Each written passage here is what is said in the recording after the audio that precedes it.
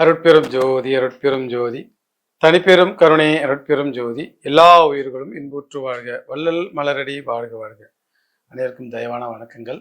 அடியேன் புதிய பிரியன் சித்தாவர்ம வைத்தியர், கள்ளக்குறிச்சி.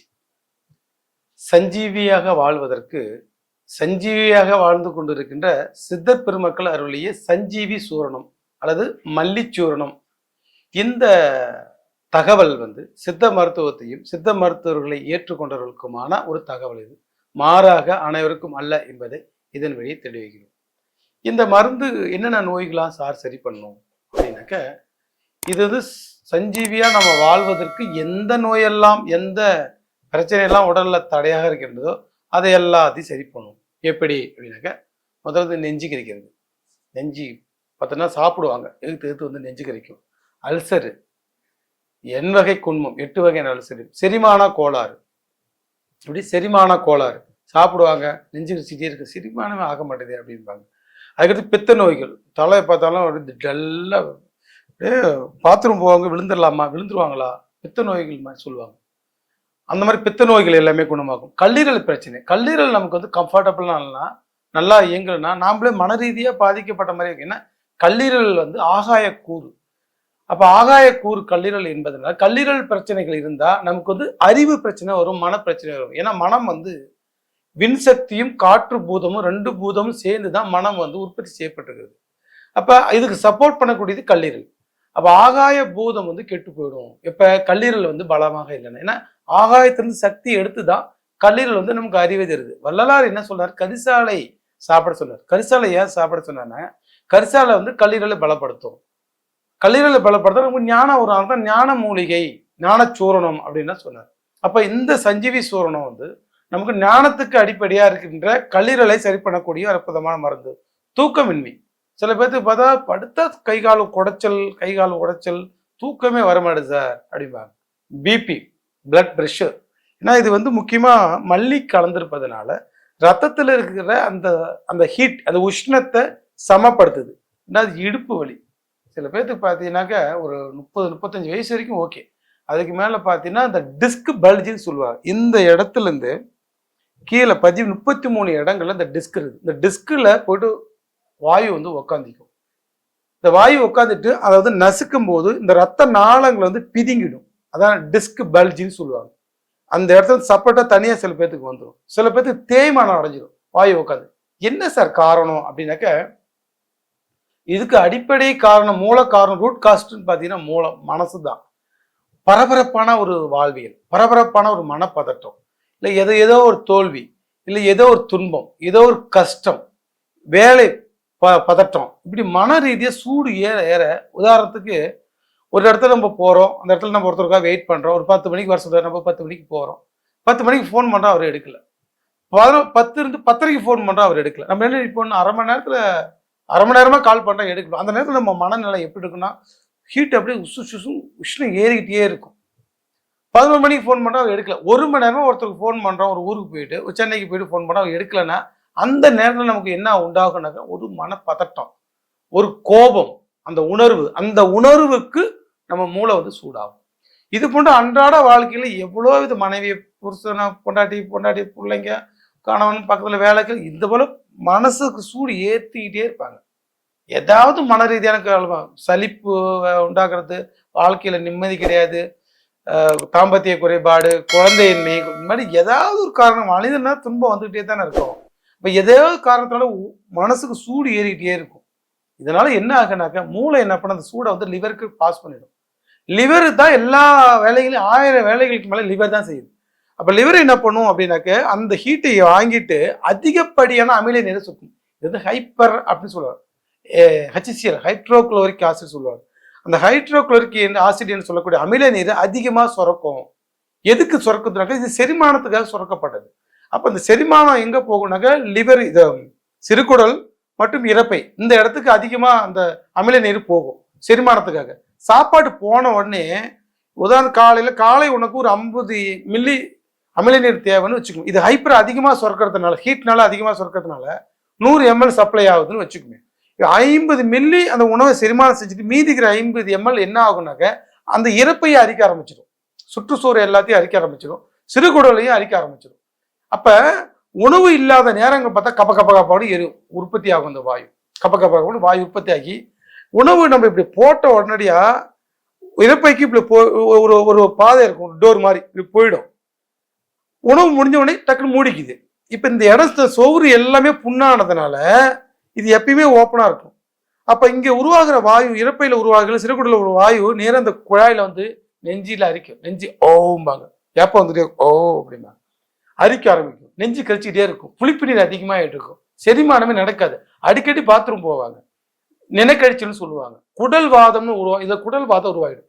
இந்த வாயு உற்பத்தி ஆகிற வாயு இந்த 33 சொன்ன தண்டு வடத்துல 33 இடத்துல எந்த இடத்துலனாலும் போய் உட்காந்து. அப்ப எந்த இடத்துல உட்காருதோ அந்த வாதமாக இருக்கும். இதே உதாரணத்துக்கு இந்த இடத்துல உட்காந்துட்டா C3C கழுத்துல உட்காந்து C3C4 disk பல்ஜிம்பாங்க. நடுமுதுகுல T4 T1 T3 T4 T4 பல்ஜிம்பாங்க. கீழே இடுப்புல உட்காந்துட்டு அந்த வாயு L4 L5 S5 கீழே சயாட்டிக்க S5 S7 இருக்கு. 33 இடத்துல இந்த அழுத்தம் உட்காந்துக்கிட்டு அப்படியே இந்த ரத்த ஓட்டங்களை தடை பண்ணிட்டு குனிஞ்சா நிமிர முடியல, நிமிர்ந்தா குனிய முடியல, ரொம்ப இடுப்பு வலிக்குது சார், ஆப்ரேஷன் பண்ணி சொல்லிட்டாங்க சார், ஒண்ணுமே பண்ண முடியாது சார், கால் மரத்து போகுது சார், கால் பாதை எரியுது, சாஞ்சி நடக்கிறது சார், ஆப்ரேஷன் தான் பண்ண சொல்லிட்டாங்க, வாழ்க்கை என்ன ஆகும்னு தெரியல, நிமிர முடியல, உட்காந்தே தான் இருக்கும், கீழே உட்காந்து எந்திரிக்க முடியல, நிமிர்ந்தா நடக்க முடியல, கூணு வளையுது சார், இது போல எவ்வளவு தொந்தரவு எல்லாத்துக்கும். ஏன்னா இது ஸ்பைனல் கார்டு, இந்த முதுகெலும்பு என்ற ஒரு பில்லர்ல தான் இந்த உடம்பு வந்து கட்டமைக்கப்படுது. இது எந்த இடத்துல உட்கார்ந்து இருந்தாலும் அந்த வாயுவை ரிலீஸ் பண்ணக்கூடிய மருந்துகள் நம்ம வெட்டவாய் சுந்தரம் நம்ம ஏற்கனவே கொடுத்து கொண்டு பல ஆயிரம் பேத்துக்கு நம்ம கொடுத்து கொண்டு வெட்டவாய் சுந்தரம்ங்கிற ஒரு மருந்து கொடுத்தா டக்குன்னு அந்த கம்ப்ரஸ் அந்த அழுத்தம் இருக்கிறத அந்த அழிந்து இருக்கிற அந்த வாயு ரிலீஸ் பண்ணி கொடுக்கும். ரிலீஸ் பண்ண ரத்த ஓட்டங்கள் வரும். ஒரு வாயு வந்து அழுத்துது, அதனால நசுக்கி இருக்குது, அந்த அழுத்தத்தை நம்முடைய வெட்டவாய் சுந்தரம் எடுத்து விட்டுடும். ஓகே, இப்ப எடுத்து உடனே ஒரு மாசம் 2 மாசத்துக்கு எடுத்து விட்டுடும். திரும்ப தான் அந்த வாயு உற்பத்தி ஆகிட்டே இருக்குல்ல, அந்த வாய் திரும்ப இறப்பை புண்ணு, திரும்ப இழப்பை அல்சர், சிறுகுடல் அல்சர், இதுல இருந்து உருவாகிற வாய் திரும்ப திரும்ப வந்துட்டே இருக்கும். ஏன்னா காரணம் நம்ம ஏற்கனவே சொன்ன மூளையில உருவாகிற சூடு பதட்டம், இப்போ லிவர்ல உருவாகிற சூடு.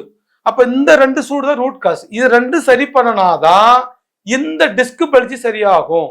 அப்ப டிஸ்க் பல்ஜிக்கு, இடுப்பு வலிக்கு, சயாட்டிக்காக்கு முதன்மையான காரணம் மனதில் ஏற்படுகின்ற சூடு அப்படிங்கிறத நம்ம விளங்கிங்க. காரணத்தை சரி பண்ணாதான் பிரச்சனையை சரி பண்ண முடியும். காரணத்தை சரி பண்ணாம பிரச்சனையை மட்டும் டிஸ்க் பண்ணா, அப்போ வருமா பண்ண சார் அப்போதைக்கு மட்டும் சரியாச்சு, திரும்ப சரியாகல, மருந்து மாத்திரை சாப்பிட்டா அப்போதைக்கு தான் சரியாச்சு, சரியாகல, பிசியோதெரப்பி பண்ண அப்போதைக்கு சரியாச்சு, ஒரு மாசம் கழிச்சு திரும்ப வருது, திரும்ப வந்துகிட்டே தான் இருக்கும். எத்தனை வருஷம் மருந்து சாப்பிட்டாலும் இந்த பிரச்சனை வந்துகிட்டே தான் இருக்கும். ஏன்னாக்க இதுக்கு மூல காரணம் இறப்பை புண்ணும், சிறுகுடல் புண்ணும், மலச்சிக்கலும் தான் காரணம். அப்ப இந்த 3 நோய்க்கான காரணத்தை சரி பண்ணக்கூடிய மருந்து நம்முடைய சஞ்சீவி சூரணம். எவ்வளவு பெரிய மருந்து பாருங்க. அப்ப ரூட் காஸ், நோயினுடைய காரணத்துக்கு சரி பண்ணிட்டு அப்புறமா பாதிப்புக்கு சரி பண்ணணும், திரும்ப வராம இருக்கிறதுக்கு மருந்து தரணும். அதுதான் சித்த மருத்துவம். சித்த மருத்துவத்துல இப்ப நாங்க என்ன பண்ண, நோயினுடைய காரணத்துக்கு மருந்து தரோம், நோயினுடைய பாதிப்புக்கு மருந்து தரோம், நோய் திரும்ப வராம இருக்கிறதுக்கு மருந்து தரோம். ஸோ நாங்க இந்த L4 L5 ஒரு 7-8 வகையான மருந்துகள் இப்படிதான் தரோம். மல்லிச்சூரணம் தரோம், வாத மடைக்கு தரோம், வாத ராட்சசம் தரோம், மலை இலைக்கு தரோம், வாத எண்ணெய் தரோம், மல்லிச்சூரணம் தரோம், கற்ப மாத்த திருப்பிலா கற்ப மாதிரி புண்ணு ஆத்த, இப்படி எல்லாம் ஒரு 8 வகையான மருந்துகளை ஒரு கிட்டா கொடுக்கும்போது 100க்கு 100 ஒரே மாசம் இல்ல 2 மாசம் தான், அதிகபட்சமா 3 மாசம் தான். 3 மாசத்துக்கு மேல L4 L5 சயாட்டிக்கா C3C4 நான் மருந்து கொடுத்ததே கிடையாது. அது எந்த அளவுக்கு எத்தனை வருஷத்துமா இருந்தாலும் அதை சரி பண்ணக்கூடிய மருந்துகள் நம்ம ஒரு கிட்டா போடுறோம். ஏன்னா சித்த மருந்துல சிங்கிள் மருந்து கொடுத்தா அது அப்போதைக்கு தான் சரியாகும். பர்மனண்டா சரியாகணும்னா அதுக்கு ஒரு கிட்டு கொடுக்கும். அப்ப இந்த மல்லிச்சூர்னும் நம்ம வெட்டவாய் சேர்ந்தோம் கூட சில மருந்துகள் சாப்பிட்டீங்கன்னா எந்த தரத்துல இருந்தாலும், எந்த நிலையில இருந்தாலும், எத்தனை வருஷம் பிரச்சனையா இருந்தாலும் சரியாகணும். இதனால மனப்பத்தட்டை சரியாகும், சயாட்டிக்கா சரியாகும், சிறுநீரக எரிச்சி சரியாகும், பசியின்மை. இந்த ஒரு நோய்க்கு மருந்து சாப்பிடும் போது இடுப்பு வலிக்கு மட்டும் சரியாகாது, மனப்பதட்டத்தை மட்டும் சரி பண்ணாது, பிரச்சனை மட்டும் சரி பண்ண எல்லா பிரச்சனையும் சரியாகும். அதனாலதான் இந்த நோய், இதுக்கு மருந்து பேர் சிரஞ்சீவி. எல்லாரும் சாப்பிடலாம், நோய் உள்ளவங்களும் சாப்பிடலாம், நோய் இல்லாதவங்களும் சாப்பிடலாம். நெஞ்சுக்கிறிச்சாகுது, உடம்பு சூடாகுது சார், மனம் ஒரு பித்தற்றாகுது, மன குழப்பமாகுது, நெஞ்சுக்கிறிக்குது, பித்தமா இருக்குது, அதையும் சரி பண்ணும். இந்த சஞ்சீவி சூரணம் சஞ்சீவியாக நீங்க வாழணும் அப்படின்னாக்க இந்த சஞ்சீவி சூரணம் சாப்பிடணும்.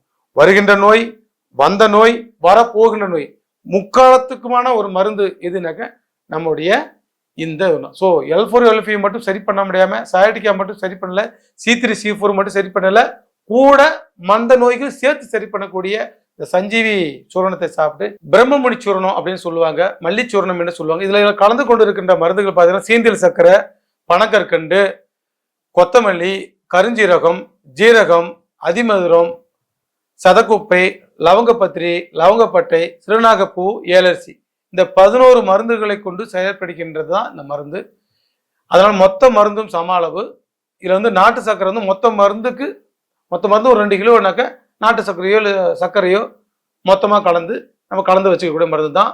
இதில் வந்து சீந்தில் சர்க்கரை, கொத்தமல்லி, லவங்கப்பட்டெல்லாம் கலந்துருக்கிறதுனால இது மிக உயர்ந்த தரமான வகை வேலை செய்யும். ஸோ 11 மருந்துகளை கொண்டு தயாரிக்கின்ற மருந்து தான் நம்முடைய சஞ்சீவி சூரணம்.